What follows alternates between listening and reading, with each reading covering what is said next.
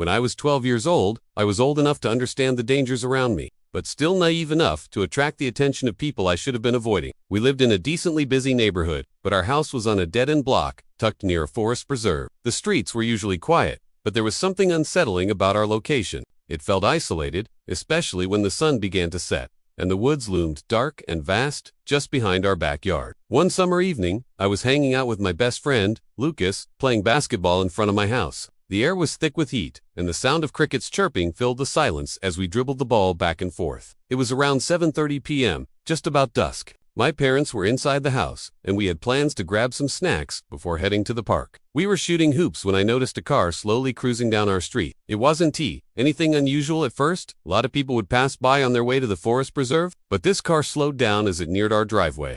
I glanced at it, noting that it was a white, unmarked van. It had tinted windows and looked old, like something from the early 90s. At first, I didn't think much of it. Maybe someone was lost, or maybe they were just looking for directions. But the van didn't pass. It stopped at the end of our block, right near the entrance to the forest preserve, where there were no houses, just dense trees. I felt uneasy but shrugged it off, thinking it was just a coincidence.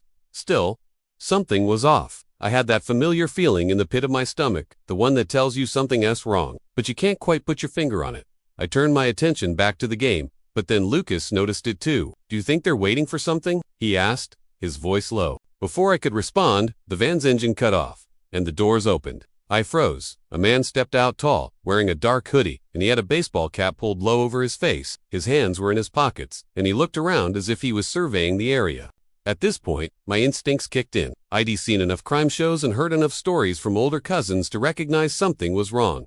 My heart started racing. "Should we go inside?" Lucas whispered. I nodded, but before I could say anything else, the man started walking down the sidewalk, straight toward us. I looked at Lucas, my face pale. He was already backing up, ready to head for the door.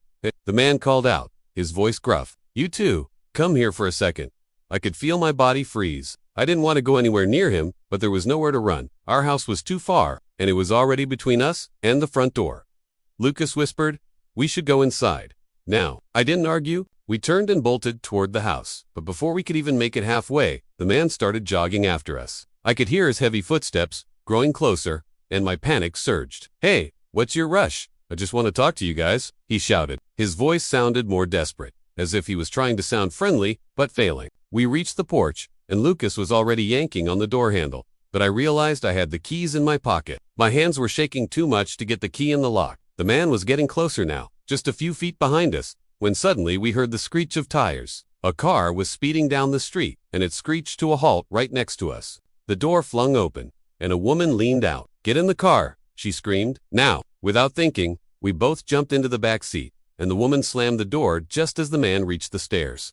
He stopped, glaring at us through the window. "Get out of here," the woman yelled as she hit the gas, and the car shot forward, leaving the man standing there on the sidewalk. As we sped away, I glanced back at the man. He was still standing there, motionless, his hands shoved in his pockets. I couldn't shake the feeling that his eyes were locked on us, even as we drove farther away. We ended up at a nearby convenience store, where the woman explained that she had been watching us from a distance. She'd seen the man act suspiciously before in our neighborhood, and something about the way he was approaching us had set off her alarm bells. She had been driving by when she saw what was happening and had decided to intervene. "You boys got lucky tonight," she said, her voice steady but filled with concern. "That guy's been spotted around here before. He's been trying to lure kids into his van." We were both in shock. My heart was still pounding, and I couldn't stop thinking about how close we had come to something terrible. The woman drove us back to our street and made sure we got inside safely. I remember the look of relief on my mother's face when we walked through the door, but she didn't ask too many questions. She could tell we'd both been scared out of our wits. That night, I couldn't sleep. I kept replaying the events over and over in my mind. The van, the man, and the woman who saved us. I never found out who she was or what had motivated her to help us, but I'll be forever grateful to her. From that day on, I never took the safety of my neighborhood for granted. I always stayed aware of my surroundings, and I never played outside after dark again. I realized that, even in a peaceful neighborhood, danger could lurk just around the corner. To this day, I still wonder if that man was targeting other kids. I'll never forget the look in his eyes when he was chasing us, or the sense of dread that filled me in those final moments before help arrived. It was a close call one I'll never forget.